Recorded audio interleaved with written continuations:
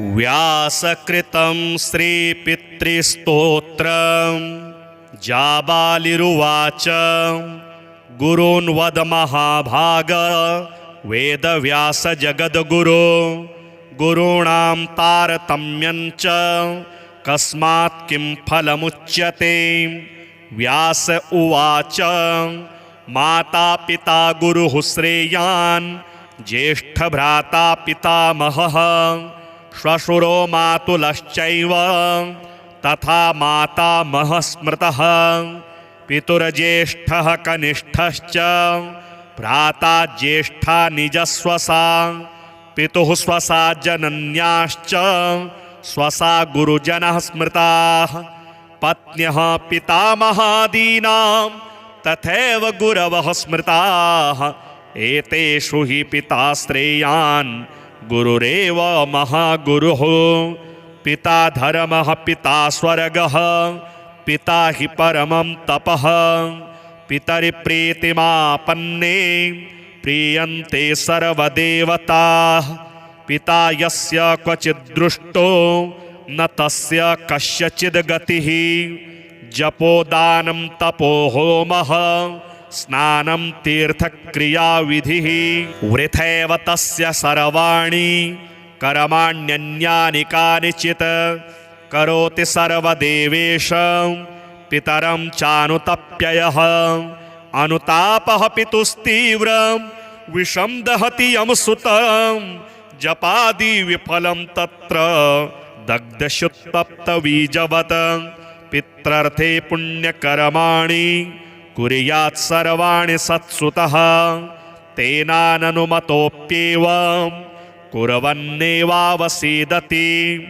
यतनात्तु पितरं यस्तु कियत् पुण्यं चकारयेत् स तत्पुण्यफलं कोटि गुणमाप्नोत्यसंशयम्। शृणु वक्ष्ये पितुः स्तोत्रम् विष्णवे ब्रह्मणोदितं नाभिपदमोद्भवो येन तुष्टाव पितरं सतम्।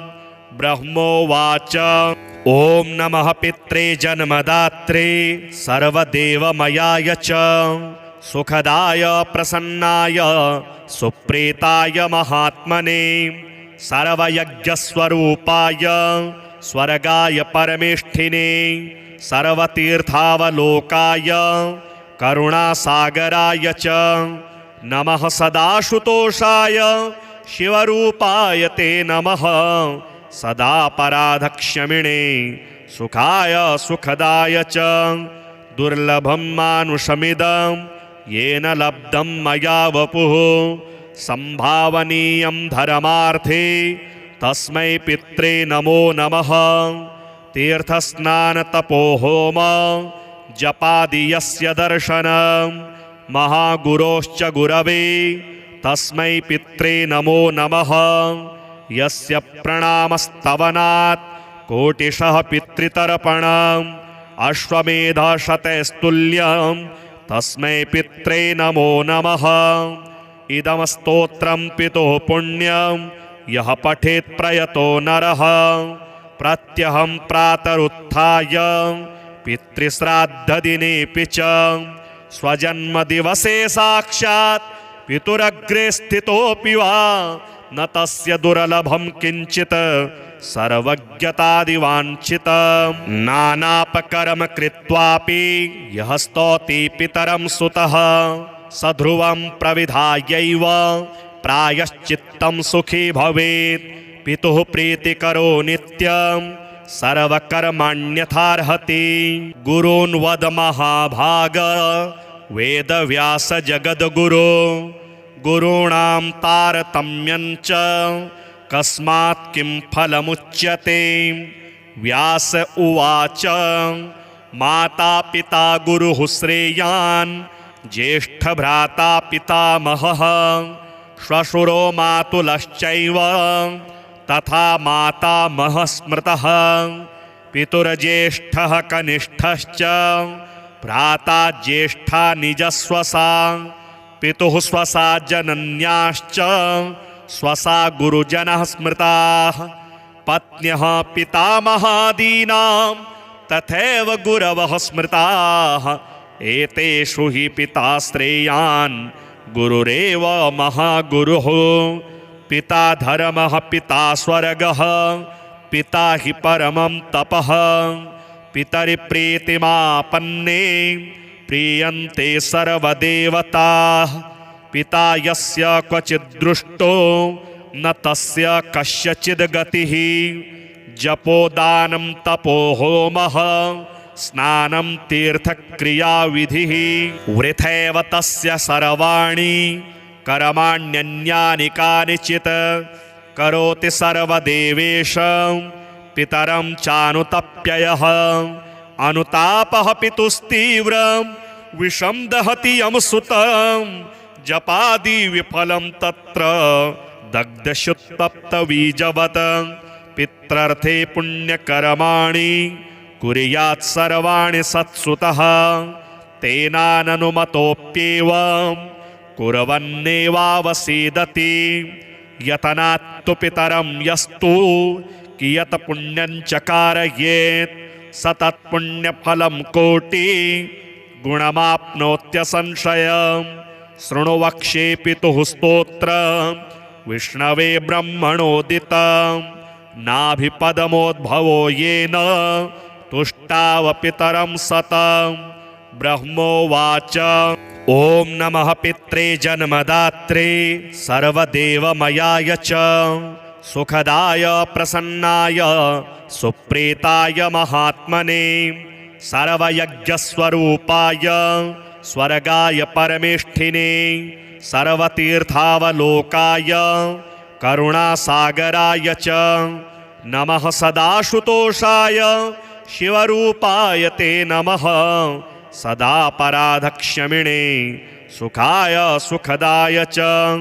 दुर्लभं मानुषमिदं येन लब्धं मया वपुः संभावनीयं धर्मार्थे तस्मै पित्रे नमो नमः तीर्थस्नानतपोहोम जपादि यस्य दर्शनं महागुरोश्च गुरवे तस्मै पित्रे नमो नमः यस्य प्रणामस्तवनात् कोटिशः पितृतर्पणम् अश्वमेधशतैस्तुल्यं तस्मै पित्रे नमो नमः इदं स्तोत्रं पितुः पुण्यं यः पठेत् प्रयतो नरः प्रत्यहं प्रातरुत्थाय पितृश्राद्धदिनेऽपि च स्वजन्मदिवसे साक्षात् पितुरग्रे स्थितोऽपि वा न तस्य दुर्लभं किञ्चित् सर्वज्ञतादिवाञ्छितं नानापकर्म कृत्वापि यः स्तौति पितरं सुतः स ध्रुवं प्रविधायैव प्रायश्चित्तं सुखी भवेत् पितुः प्रीतिकरो नित्यं सर्वकर्माण्यथार्हति गुरून् वद महाभाग वेदव्यास जगद्गुरो गुरूणां तारतम्यं च कस्मात् किं फलमुच्यते व्यास उवाच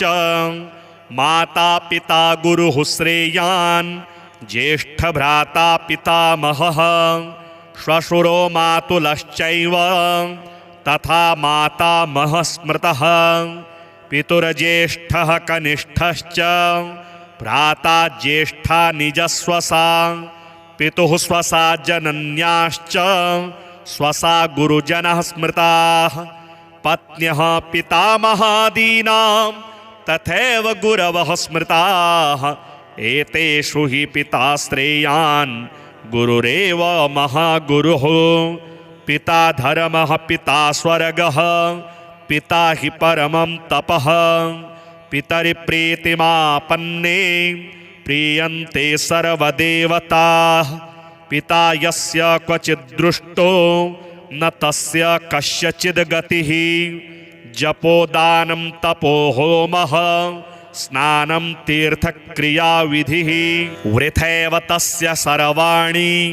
कर्माण्यन्यानि कानिचित् करोति सर्वदेवेश पितरं चानुतप्ययः अनुतापः पितुस्तीव्रं विषं दहति यं सुतं जपादि विफलं तत्र दग्धशुत्तप्तबीजवत् पित्रर्थे पुण्यकर्माणि कुर्यात् सर्वाणि सत्सुतः तेनाननुमतोऽप्येवं कुर्वन्नेवावसीदति यतनात्तु पितरं यस्तु कियत् पुण्यं चकारयेत् स तत्पुण्यफलं कोटि गुणमाप्नोत्यसंशयम् शृणु वक्ष्ये पितुः स्तोत्रम् विष्णवे ब्रह्मणोदितम् नाभिपदमोद्भवो येन तुष्टावपितरं सतम् ब्रह्मोवाच ॐ नमः पित्रे जन्मदात्रे सर्वदेवमयाय च सुखदाय प्रसन्नाय सुप्रीताय महात्मने सर्वयज्ञस्वरूपाय स्वर्गाय परमेष्ठिने सर्वतीर्थावलोकाय करुणासागराय च नमः सदाशुतोषाय शिवरूपाय ते नमः सदा पराधक्षमिणे सुखाय सुखदाय च दुर्लभं मानुषमिदं येन लब्धं मया वपुः संभावनीयं धर्मार्थे तस्मै पित्रे नमो नमः तीर्थस्नानतपोहोम जपादि यस्य दर्शनं महागुरोश्च गुरवे तस्मै पित्रे नमो नमः यस्य प्रणामस्तवनात् कोटिशः पितृतर्पणम् अश्वमेधशतैस्तुल्यं तस्मै पित्रे नमो नमः इदं स्तोत्रं पितुः पुण्यं यः पठेत् प्रयतो नरः प्रत्यहं प्रातरुत्थाय पितृश्राद्धदिनेऽपि च स्वजन्मदिवसे साक्षात् पितुरग्रे स्थितोऽपि वा न तस्य दुर्लभं किञ्चित् सर्वज्ञतादिवाञ्छितं नानापकर्म कृत्वापि यः स्तौति पितरं सुतः स ध्रुवं प्रविधायैव प्रायश्चित्तं सुखी भवेत् पितुः प्रीतिकरो नित्यं सर्वकर्माण्यथार्हति गुरून् वद महाभाग वेदव्यास जगद्गुरो गुरूणां तारतम्यं च कस्मात् किं फलमुच्यते व्यास उवाच माता पिता गुरुः श्रेयान् ज्येष्ठभ्राता पितामहः श्वशुरो मातुलश्चैव तथा मातामहः स्मृतः पितुर्ज्येष्ठः कनिष्ठश्च भ्राता ज्येष्ठा निजस्वसा पितुः स्वसा जनन्याश्च स्वसा गुरुजनः स्मृताः पत्न्यः पितामहादीनां तथैव गुरवः स्मृताः एतेषु हि पिता श्रेयान् गुरुरेव महागुरुः पिता धर्मः पिता स्वर्गः पिता हि परमं तपः पितरिप्रीतिमापन्ने प्रीयन्ते सर्वदेवताः पिता यस्य क्वचिद्दृष्टो न तस्य कस्यचिद् गतिः जपोदानं तपो होमः स्नानं तीर्थक्रियाविधिः वृथैव तस्य सर्वाणि कर्माण्यन्यानि कानिचित् करोति सर्वदेवेश पितरं चानुतप्ययः अनुतापः पितुस्तीव्रं विषं दहति यं सुतं जपादि विफलं तत्र दग्धशुत्तप्तबीजवत् पित्रर्थे पुण्यकर्माणि कुर्यात् सर्वाणि सत्सुतः तेनाननुमतोऽप्येवं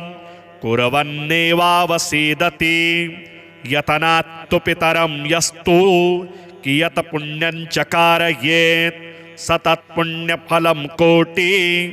गुणमाप्नोत्यसंशयम् शृणु वक्ष्ये पितुः स्तोत्रम् विष्णवे ब्रह्मणोदितम् नाभिपदमोद्भवो येन तुष्टावपितरं सतम् ब्रह्मोवाच ॐ नमः पित्रे जन्मदात्रे सर्वदेवमयाय च सुखदाय प्रसन्नाय सुप्रीताय महात्मने सर्वयज्ञस्वरूपाय स्वर्गाय परमेष्ठिने सर्वतीर्थावलोकाय करुणासागराय च नमः सदाशुतोषाय शिवरूपाय ते नमः सदा पराधक्षमिणे सुखाय सुखदाय च दुर्लभं मानुषमिदं येन लब्धं मया वपुः संभावनीयं धर्मार्थे तस्मै पित्रे नमो नमः तीर्थस्नानतपोहोम जपादि यस्य दर्शनं महागुरोश्च गुरवे तस्मै पित्रे नमो नमः यस्य प्रणामस्तवनात् कोटिशः पितृतर्पणम् अश्वमेधशतैस्तुल्यं तस्मै पित्रे नमो नमः इदं स्तोत्रं पितुः पुण्यं यः पठेत् प्रयतो नरः प्रत्यहं प्रातरुत्थाय पितृश्राद्धदिनेऽपि च स्वजन्मदिवसे साक्षात् पितुरग्रे स्थितोऽपि वा न तस्य दुर्लभं किञ्चित् सर्वज्ञतादिवाञ्छितं नानापकर्म कृत्वापि यः स्तौति पितरं सुतः स ध्रुवं प्रविधायैव प्रायश्चित्तं सुखी भवेत् पितुः प्रीतिकरो नित्यं सर्वकर्माण्यथार्हति गुरून् वद महाभाग वेदव्यास जगद्गुरो गुरूणां तारतम्यं च कस्मात् किं फलमुच्यते व्यास उवाच माता पिता गुरुः श्रेयान् ज्येष्ठभ्राता पितामहः श्वशुरो मातुलश्चैव तथा मातामहः स्मृतः पितुर्ज्येष्ठः कनिष्ठश्च भ्राता ज्येष्ठा निजस्वसा पितुः स्वसा जनन्याश्च स्वसा गुरुजनः स्मृताः पत्न्यः पितामहादीनां तथैव गुरवः स्मृताः एतेषु हि पिता श्रेयान् गुरुरेव महागुरुः पिता धर्मः पिता स्वर्गः पिता हि परमं तपः पितरिप्रीतिमापन्ने प्रीयन्ते सर्वदेवताः पिता यस्य क्वचिद्दृष्टो न तस्य कस्यचिद् गतिः जपोदानं तपोहोमः स्नानं तीर्थक्रियाविधिः वृथैव तस्य सर्वाणि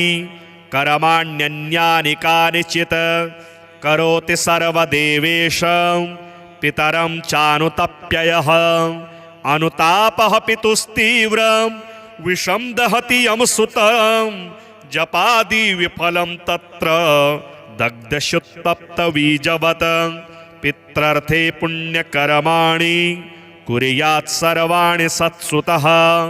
तेनाननुमतोऽप्येवं कुर्वन्नेवावसीदति यतनात्तु पितरं यस्तु कियत् पुण्यं चकारयेत् स तत्पुण्यफलं कोटि गुणमाप्नोत्यसंशयम् शृणु वक्ष्ये पितुः स्तोत्रं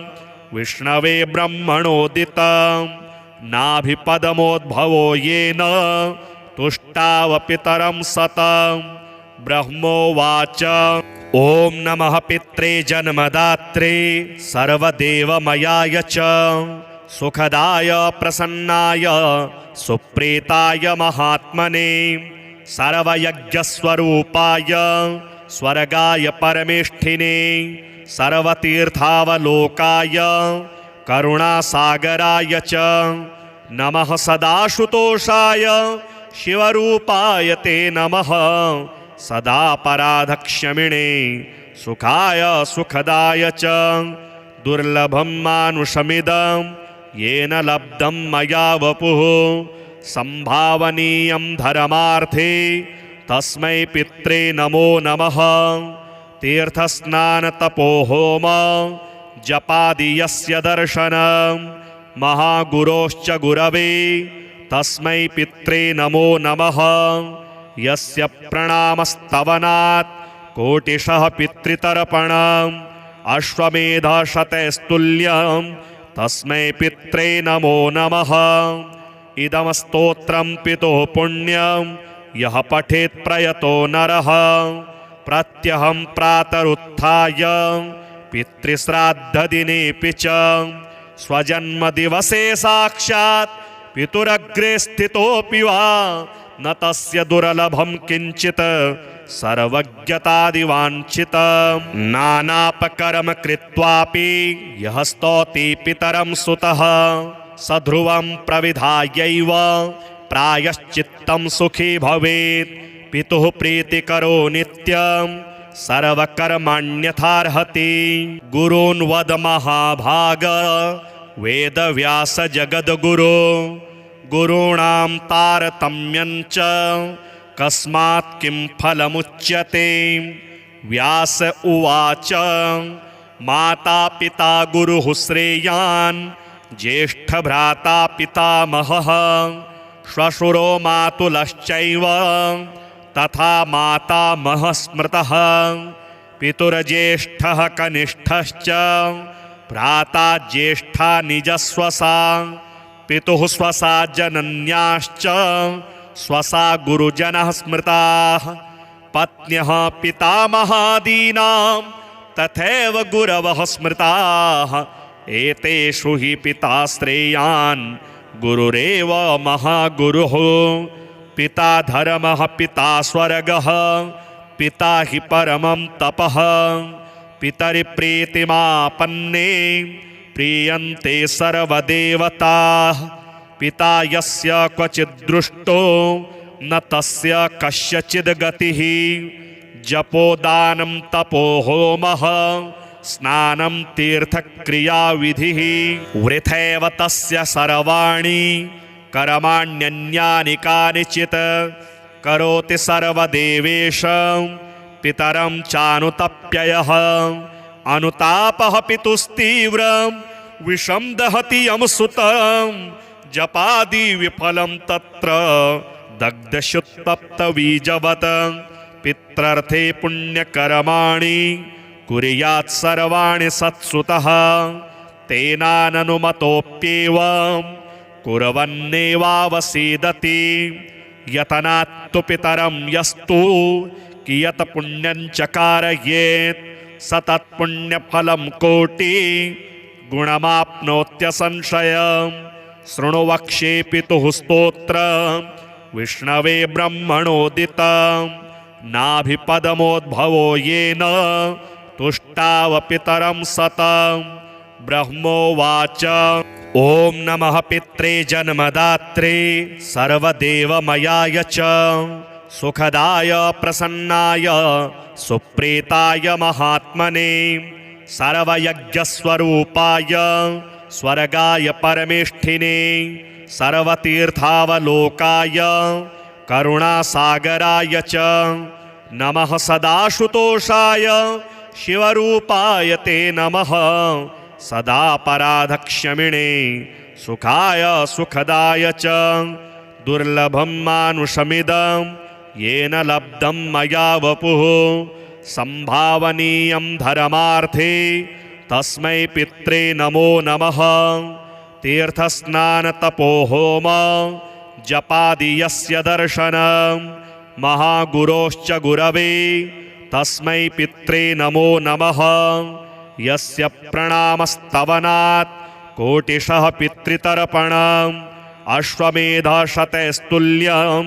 तस्मै पित्रे नमो नमः। इदं स्तोत्रं पितुः पुण्यं यः पठेत् प्रयतो नरः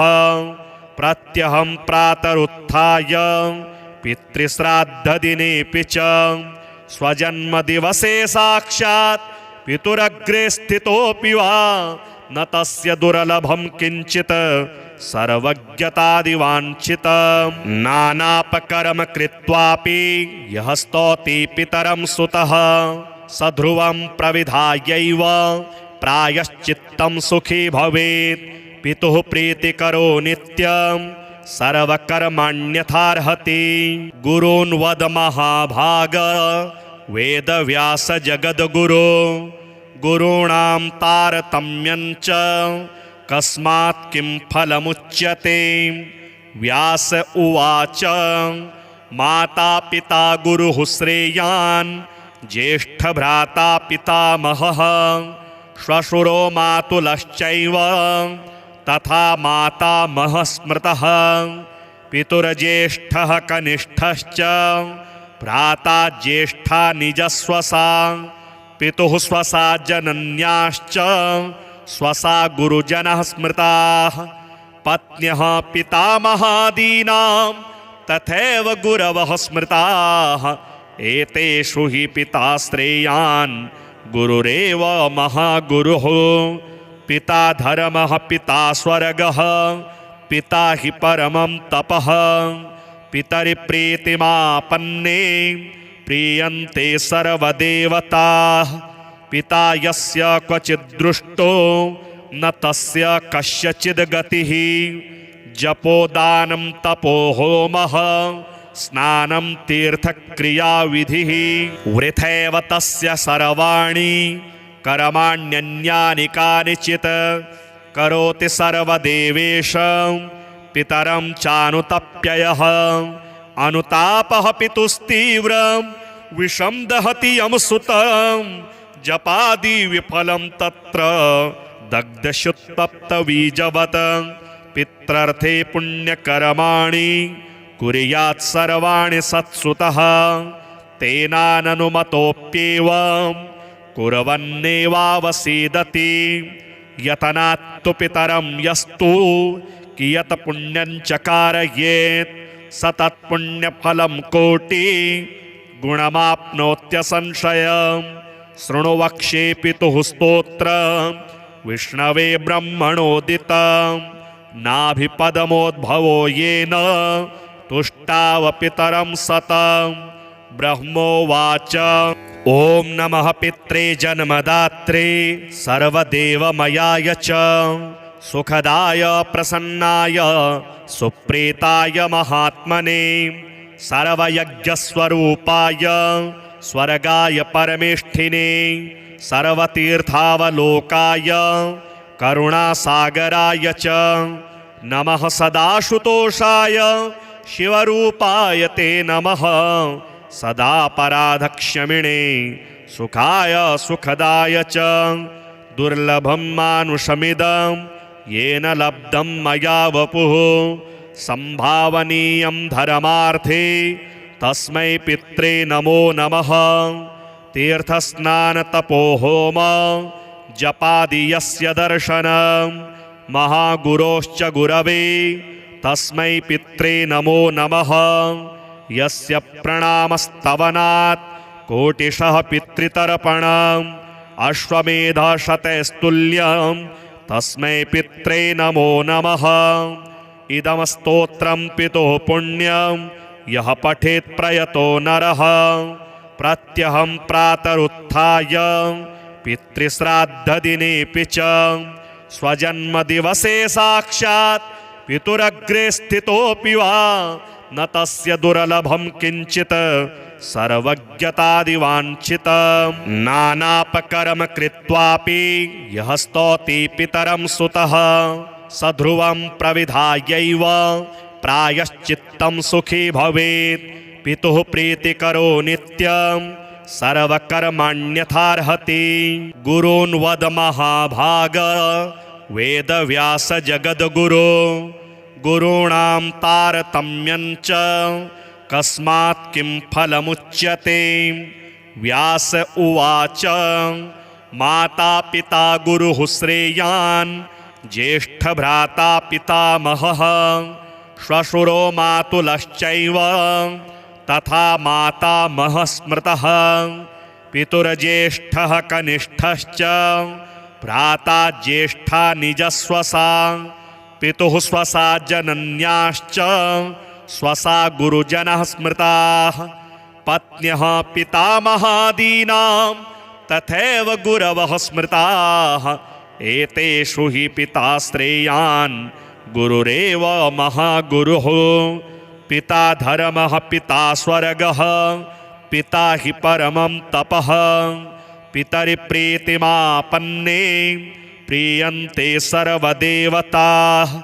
पिता यस्य क्वचिद्दृष्टो न तस्य कस्यचिद् गतिः जपोदानं तपो होमः स्नानं तीर्थक्रियाविधिः वृथैव तस्य सर्वाणि कर्माण्यन्यानि कानिचित् करोति सर्वदेवेश पितरं चानुतप्ययः अनुतापः पितुस्तीव्रं विषं दहति यमसुतं जपादि विफलं तत्र दग्धशुत्तप्तबीजवत् पित्रर्थे पुण्यकर्माणि कुर्यात् सर्वाणि सत्सुतः तेनाननुमतोऽप्येवं कुर्वन्नेवावसीदति यतनात्तु पितरं यस्तु कियत् पुण्यं चकारयेत् स तत्पुण्यफलं कोटि गुणमाप्नोत्यसंशयम् शृणु वक्ष्ये पितुः स्तोत्रं विष्णवे ब्रह्मणोदितं नाभिपदमोद्भवो येन तुष्टाव पितरं सतं ब्रह्मोवाच ॐ नमः पित्रे जन्मदात्रे सर्वदेवमयाय च सुखदाय प्रसन्नाय सुप्रीताय महात्मने सर्वयज्ञस्वरूपाय स्वर्गाय परमेष्ठिने सर्वतीर्थावलोकाय करुणासागराय च नमः सदाशुतोषाय शिवरूपाय ते नमः सदा पराधक्षमिणे सुखाय सुखदाय च दुर्लभं मानुषमिदं येन लब्धं मया वपुः संभावनीयं धर्मार्थे तस्मै पित्रे नमो नमः तीर्थस्नानतपोहोम जपादि यस्य दर्शनं महागुरोश्च गुरवे तस्मै पित्रे नमो नमः यस्य प्रणामस्तवनात् कोटिशः पितृतर्पणम् अश्वमेधशतैस्तुल्यं तस्मै पित्रे नमो नमः इदं स्तोत्रं पितुः पुण्यं यः पठेत् प्रयतो नरः प्रत्यहं प्रातरुत्थाय पितृश्राद्धदिनेऽपि च स्वजन्मदिवसे साक्षात् पितुरग्रे स्थितोऽपि वा न तस्य दुर्लभं किञ्चित् सर्वज्ञतादिवाञ्छितं नानापकर्म कृत्वापि यः स्तौति पितरं सुतः स ध्रुवं प्रविधायैव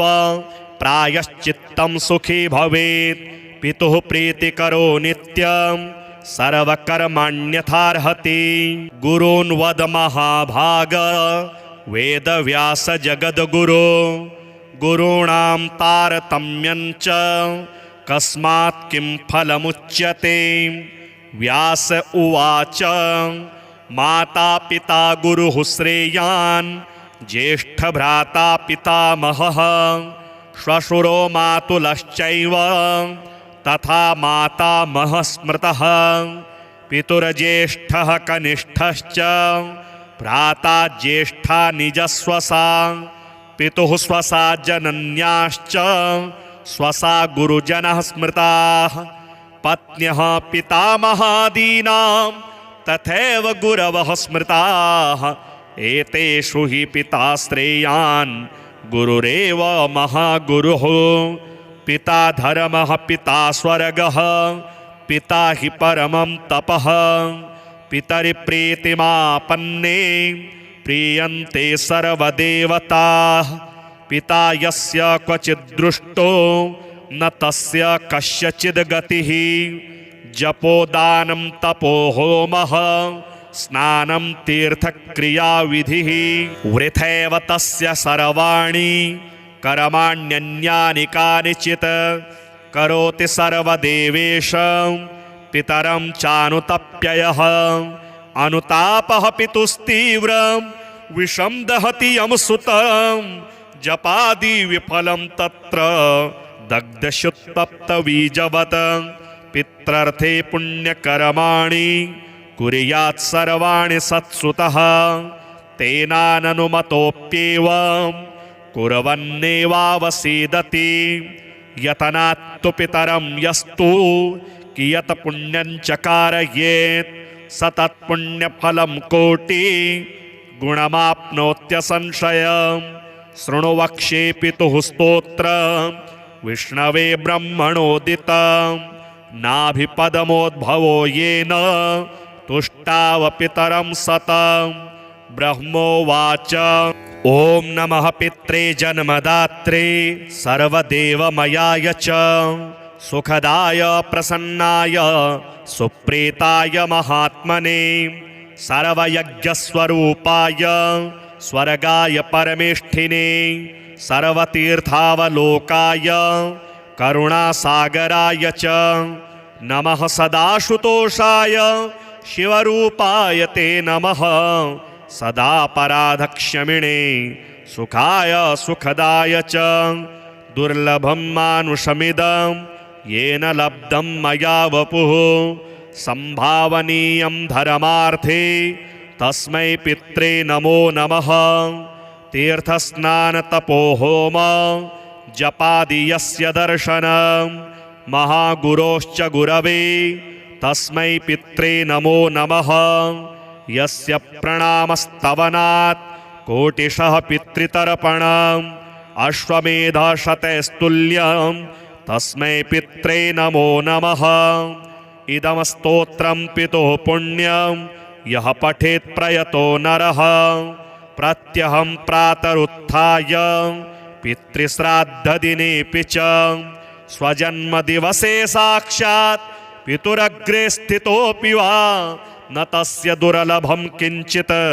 सर्वज्ञतादिवाञ्छितं नानापकर्म कृत्वापि यः स्तौति पितरं सुतः स ध्रुवं प्रविधायैव प्रायश्चित्तं सुखी भवेत् पितुः प्रीतिकरो नित्यं सर्वकर्मण्यथार्हति गुरून् वद महाभाग वेदव्यास जगद्गुरो गुरूणां तारतम्यं च कस्मात् किं फलमुच्यते व्यास उवाच माता पिता गुरुः श्रेयान् ज्येष्ठभ्राता पितामहः श्वशुरो मातुलश्चैव तथा मातामहः स्मृतः पितुर्ज्येष्ठः कनिष्ठश्च भ्राता ज्येष्ठा निजस्वसा पितुः स्वसा जनन्याश्च स्वसा गुरुजनः स्मृताः पत्न्यः पितामहादीनां तथैव गुरवः स्मृताः एतेषु हि पिता श्रेयान् गुरुरेव महागुरुः पिता धर्मः पिता स्वर्गः पिता हि परमं तपः पितरिप्रीतिमापन्ने प्रीयन्ते सर्वदेवताः पिता यस्य क्वचिद्दृष्टो न तस्य कस्यचिद् गतिः जपोदानं तपो होमः स्नानं तीर्थक्रियाविधिः वृथैव तस्य सर्वाणि कर्माण्यन्यानि कानिचित् करोति सर्वदेवेश पितरं चानुतप्ययः अनुतापः पितुस्तीव्रं विषं दहति यं सुतं जपादि विफलं तत्र दग्धशुत्तप्तबीजवत् पित्रर्थे पुण्यकर्माणि कुर्यात् सर्वाणि सत्सुतः तेनाननुमतोऽप्येवं कुर्वन्नेवावसीदति यतनात्तु पितरं यस्तु कियत् पुण्यं चकारयेत् स तत्पुण्यफलं कोटि गुणमाप्नोत्यसंशयम् शृणु वक्ष्ये पितुः स्तोत्रम् विष्णवे ब्रह्मणोदितं नाभिपदमोद्भवो येन तुष्टावपितरं सतं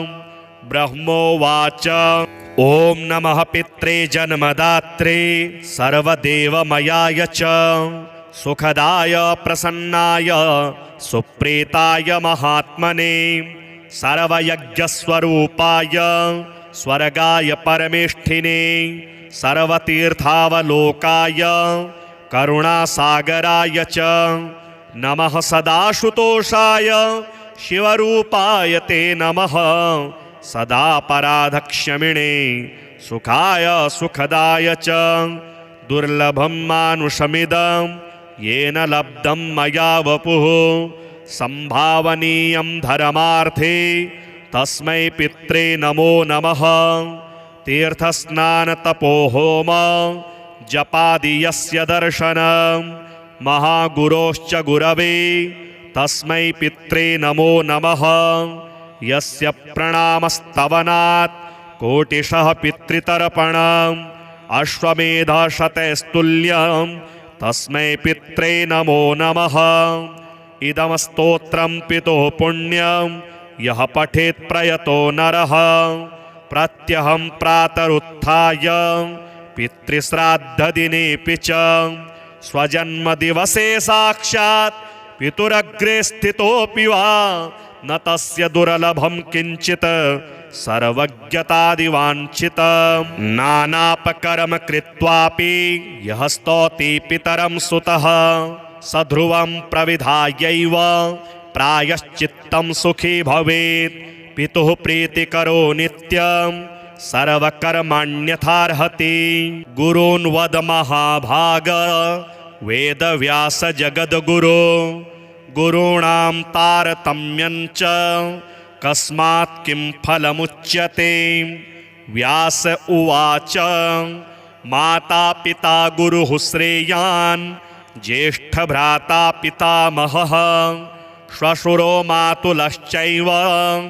तथा मातामहः स्मृतः। पितुर्ज्येष्ठः कनिष्ठश्च भ्राता ज्येष्ठा निजस्वसा पितुः स्वसा जनन्याश्च स्वसा गुरुजनः स्मृताः। पत्न्यः पितामहादीनां तथैव गुरवः स्मृताः। एतेषु हि पिता श्रेयान् गुरुरेव महागुरुः। पिता धर्मः पिता स्वर्गः पिता हि परमं तपः। पितरिप्रीतिमापन्ने प्रीयन्ते सर्वदेवताः। पिता यस्य क्वचिद्दृष्टो न तस्य कस्यचिद् गतिः। जपोदानं तपो होमः स्नानं तीर्थक्रियाविधिः। वृथैव तस्य सर्वाणि कर्माण्यन्यानि कानिचित् करोति सर्वदेवेश पितरं चानुतप्ययः। अनुतापः पितुस्तीव्रं विषं दहति यं सुतं जपादि विफलं तत्र दग्धशुत्तप्तबीजवत्। पित्रर्थे पुण्यकर्माणि कुर्यात् सर्वाणि सत्सुतः तेनाननुमतोऽप्येवं कुर्वन्नेवावसीदति। यतनात्तु पितरं यस्तु कियत् पुण्यं चकारयेत् स तत्पुण्यफलं कोटि गुणमाप्नोत्यसंशयम्। शृणु वक्ष्ये पितुः स्तोत्रं विष्णवे ब्रह्मणोदितं नाभिपदमोद्भवो येन तुष्टाव पितरं सतं। ब्रह्मोवाच ॐ नमः पित्रे जन्मदात्रे सर्वदेवमयाय च सुखदाय प्रसन्नाय सुप्रीताय महात्मने सर्वयज्ञस्वरूपाय स्वर्गाय परमेष्ठिने सर्वतीर्थावलोकाय करुणासागराय च नमः सदाशुतोषाय शिवरूपाय ते नमः सदा पराधक्षमिणे सुखाय सुखदाय च दुर्लभं मानुषमिदं येन लब्धं मया वपुः संभावनीयं धर्मार्थे तस्मै पित्रे नमो नमः। तीर्थस्नानतपोहोम जपादि यस्य दर्शनं महागुरोश्च गुरवे तस्मै पित्रे नमो नमः। यस्य प्रणामस्तवनात् कोटिशः पितृतर्पणम् अश्वमेधशतैस्तुल्यं तस्मै पित्रे नमो नमः। इदं स्तोत्रं पितुः पुण्यं यः पठेत् प्रयतो नरः प्रत्यहं प्रातरुत्थाय पितृश्राद्धदिनेऽपि च स्वजन्मदिवसे साक्षात् पितुरग्रे स्थितोऽपि वा न तस्य दुर्लभं किञ्चित् सर्वज्ञतादिवाञ्छितं नानापकर्म कृत्वापि यः स्तौति पितरं सुतः स ध्रुवं प्रविधायैव प्रायश्चित्तं सुखी भवेत् पितुः प्रीतिकरो नित्यं सर्वकर्माण्यथार्हति गुरून् वद महाभाग वेदव्यास जगद्गुरो गुरूणां तारतम्यं च कस्मात् किं फलमुच्यते व्यास उवाच माता पिता गुरुः श्रेयान् ज्येष्ठभ्राता पितामहः श्वशुरो मातुलश्चैव तथा मातामहः स्मृतः पितुर्ज्येष्ठः कनिष्ठश्च भ्राता ज्येष्ठा निजस्वसा पितुः स्वसा जनन्याश्च स्वसा गुरुजनः स्मृताः पत्न्यः पितामहादीनां तथैव गुरवः स्मृताः एतेषु हि पिता श्रेयान् गुरुरेव महागुरुः पिता धर्मः पिता स्वर्गः पिता हि परमं तपः पितरिप्रीतिमापन्ने प्रीयन्ते सर्वदेवताः पिता यस्य क्वचिद्दृष्टो न तस्य कस्यचिद् गतिः जपोदानं तपो होमः स्नानं तीर्थक्रियाविधिः वृथैव तस्य सर्वाणि कर्माण्यन्यानि कानिचित् करोति सर्वदेवेश पितरं चानुतप्ययः अनुतापः पितुस्तीव्रं विषं दहति यमसुतं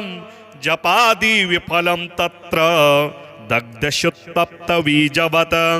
पित्रर्थे पुण्यकर्माणि कुर्यात् सर्वाणि सत्सुतः तेनाननुमतोऽप्येवं कुर्वन्नेवावसीदति यतनात्तु पितरं यस्तु कियत् पुण्यं चकारयेत् स तत्पुण्यफलं कोटि गुणमाप्नोत्यसंशयम् शृणु वक्ष्ये पितुः स्तोत्रम् विष्णवे ब्रह्मणोदितं नाभिपदमोद्भवो येन तुष्टाव पितरं सतं ब्रह्मोवाच ॐ नमः पित्रे जन्मदात्रे सर्वदेवमयाय च सुखदाय प्रसन्नाय सुप्रीताय महात्मने सर्वयज्ञस्वरूपाय स्वर्गाय परमेष्ठिने सर्वतीर्थावलोकाय करुणासागराय च नमः सदाशुतोषाय शिवरूपाय ते नमः सदा पराधक्षमिणे सुखाय सुखदाय च दुर्लभं मानुषमिदं येन लब्धं मया वपुः संभावनीयं धर्मार्थे तस्मै पित्रे नमो नमः तीर्थस्नानतपोहोम जपादि यस्य दर्शनं महागुरोश्च गुरवे तस्मै पित्रे नमो नमः यस्य प्रणामस्तवनात् कोटिशः पितृतर्पणम् अश्वमेधशतैस्तुल्यं तस्मै पित्रे नमो नमः इदं स्तोत्रं पितुः पुण्यं यः पठेत् प्रयतो नरः प्रत्यहं प्रातरुत्थाय पितृश्राद्धदिनेऽपि च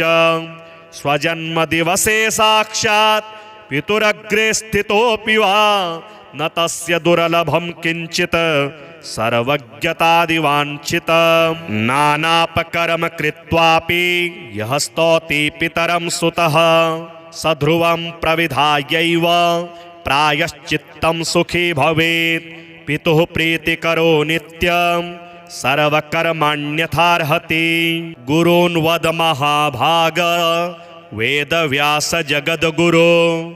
गुरूणां तारतम्यं च कस्मात् किं फलमुच्यते व्यास उवाच माता पिता गुरुः श्रेयान् ज्येष्ठभ्राता पितामहः श्वशुरो मातुलश्चैव तथा मातामहः स्मृतः पितुर्ज्येष्ठः कनिष्ठश्च भ्राता ज्येष्ठा निजस्वसा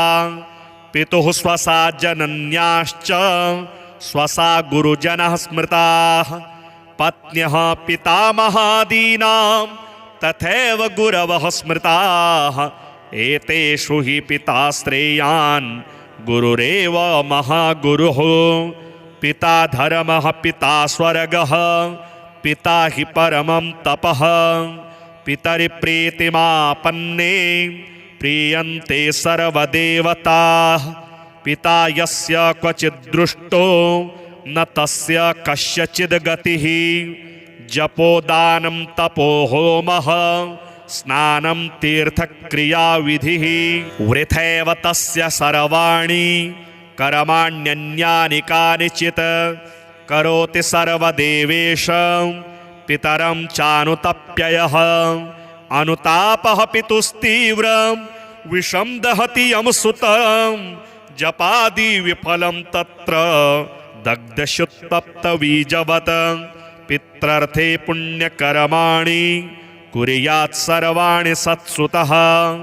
तेनाननुमतोऽप्येवं कुर्वन्नेवावसीदति यतनात्तु पितरं यस्तु कियत् पुण्यं चकारयेत् स तत्पुण्यफलं कोटि गुणमाप्नोत्यसंशयम् शृणु वक्ष्ये पितुः स्तोत्रम् विष्णवे ब्रह्मणोदितं नाभिपदमोद्भवो येन तुष्टाव पितरं सतं ब्रह्मोवाच ॐ नमः पित्रे जन्मदात्रे सर्वदेवमयाय च सुखदाय प्रसन्नाय सुप्रीताय महात्मने सर्वयज्ञस्वरूपाय स्वर्गाय परमेष्ठिने सर्वतीर्थावलोकाय करुणासागराय च नमः सदाशुतोषाय शिवरूपाय ते नमः सदा पराधक्षमिणे सुखाय सुखदाय च दुर्लभं मानुषमिदं येन लब्धं मया वपुः संभावनीयं धर्मार्थे तस्मै पित्रे नमो नमः तीर्थस्नानतपोहोम जपादि यस्य दर्शनं महागुरोश्च गुरवे तस्मै पित्रे नमो नमः यस्य प्रणामस्तवनात् कोटिशः पितृतर्पणम् अश्वमेधशतैस्तुल्यं तस्मै पित्रे नमो नमः इदं स्तोत्रं पितुः पुण्यं यः पठेत् प्रयतो नरः प्रत्यहं प्रातरुत्थाय पितृश्राद्धदिनेऽपि च स्वजन्मदिवसे साक्षात् पितुरग्रे स्थितोऽपि वा न तस्य दुर्लभं किञ्चित् सर्वज्ञतादिवाञ्छितं नानापकर्म कृत्वापि यः स्तौति पितरं सुतः स ध्रुवं प्रविधायैव प्रायश्चित्तं सुखी भवेत् पितुः प्रीतिकरो नित्यं सर्वकर्माण्यथार्हति गुरून् वद महाभाग वेदव्यास जगद्गुरो गुरूणां तारतम्यं च कस्मात् किं फलमुच्यते व्यास उवाच माता पिता गुरुः श्रेयान् ज्येष्ठभ्राता पितामहः श्वशुरो मातुलश्चैव तथा मातामहः स्मृतः पितुर्ज्येष्ठः कनिष्ठश्च भ्राता ज्येष्ठा निजस्वसा पितुः स्वसा जनन्याश्च स्वसा गुरुजनः स्मृताः पत्न्यः पितामहादीनां तथैव गुरवः स्मृताः एतेषु हि पिता श्रेयान् गुरुरेव महागुरुः पिता धर्मः पिता स्वर्गः पिता हि परमं तपः पितरिप्रीतिमापन्ने प्रीयन्ते सर्वदेवताः पिता यस्य क्वचिद्दृष्टो न तस्य कस्यचिद् गतिः जपोदानं तपो होमः स्नानं तीर्थक्रियाविधिः वृथैव तस्य सर्वाणि कर्माण्यन्यानि कानिचित् करोति सर्वदेवेश पितरं चानुतप्ययः अनुतापः पितुस्तीव्रं विषं दहति यमसुतं जपादि विफलं तत्र दग्धशुत्तप्तबीजवत् पित्रर्थे पुण्यकर्माणि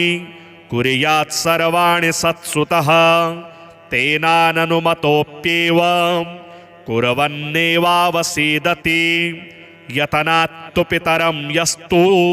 कियत् पुण्यं चकारयेत् स तत्पुण्यफलं कोटि गुणमाप्नोत्यसंशयम्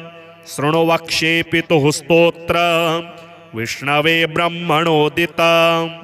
नाभिपदमोद्भवो येन तुष्टाव पितरं सतं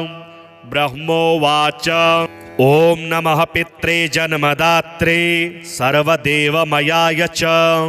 सुखदाय प्रसन्नाय सुप्रीताय महात्मने सर्वयज्ञस्वरूपाय स्वर्गाय परमेष्ठिने सर्वतीर्थावलोकाय करुणासागराय च नमः सदाशुतोषाय शिवरूपाय ते नमः सदा पराधक्षमिणे सुखाय सुखदाय च दुर्लभं मानुषमिदं येन लब्धं मया वपुः संभावनीयं धर्मार्थे तस्मै पित्रे नमो नमः तीर्थस्नानतपोहोम जपादि यस्य दर्शनं महागुरोश्च गुरवे तस्मै पित्रे नमो नमः यस्य प्रणामस्तवनात् कोटिशः पितृतर्पणम् अश्वमेधशतैस्तुल्यं तस्मै पित्रे नमो नमः इदं स्तोत्रं पितुः पुण्यं यः पठेत् प्रयतो नरः प्रत्यहं प्रातरुत्थाय पितृश्राद्धदिनेऽपि च स्वजन्मदिवसे साक्षात् पितुरग्रे स्थितोऽपि वा न तस्य दुर्लभं किञ्चित् सर्वज्ञतादिवाञ्छितं नानापकर्म कृत्वापि यः स्तौति पितरं सुतः स ध्रुवं प्रविधायैव प्रायश्चित्तं सुखी भवेत् पितुः प्रीतिकरो नित्यं सर्वकर्मण्यथार्हति गुरून् वद महाभाग वेदव्यास जगद्गुरो गुरूणां तारतम्यं च कस्मात् किं फलमुच्यते व्यास उवाच माता पिता गुरुः श्रेयान् ज्येष्ठभ्राता पितामहः श्वशुरो मातुलश्चैव तथा मातामहः स्मृतः पितुर्ज्येष्ठः कनिष्ठश्च भ्राता ज्येष्ठा निजस्वसा पितुः स्वसा जनन्याश्च स्वसा गुरुजनः स्मृताः पत्न्यः पितामहादीनां तथैव गुरवः स्मृताः एतेषु हि पिता श्रेयान् गुरुरेव महागुरुः पिता धर्मः पिता स्वर्गः पिता हि परमं तपः पितरिप्रीतिमापन्ने प्रीयन्ते सर्वदेवताः पिता यस्य क्वचिद्दृष्टो न तस्य कस्यचिद् गतिः जपोदानं तपो होमः स्नानं तीर्थक्रियाविधिः वृथैव तस्य सर्वाणि कर्माण्यन्यानि कानिचित्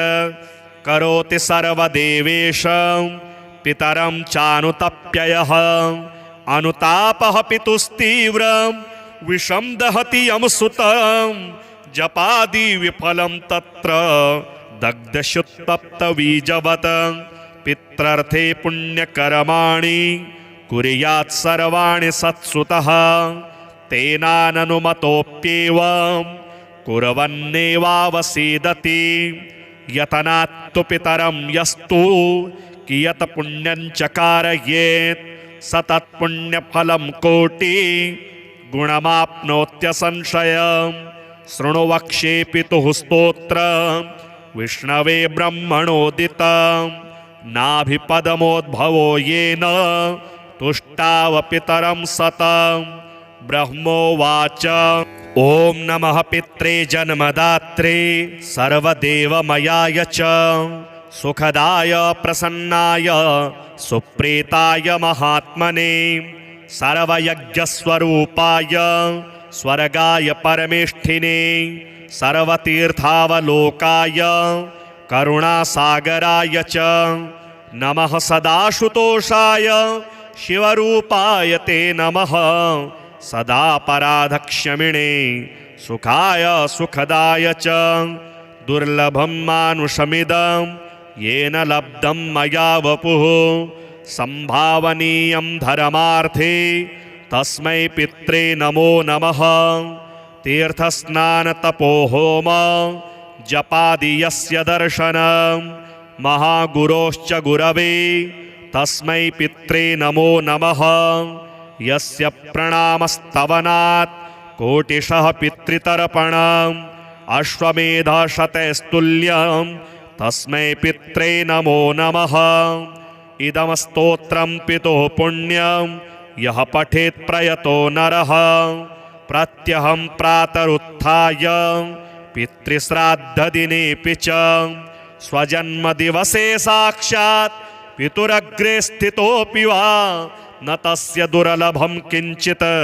सर्वज्ञतादिवाञ्छितं नानापकर्म कृत्वापि यः स्तौति पितरं सुतः स ध्रुवं प्रविधायैव प्रायश्चित्तं सुखी भवेत् पितुः प्रीतिकरो नित्यं सर्वकर्मण्यथार्हति।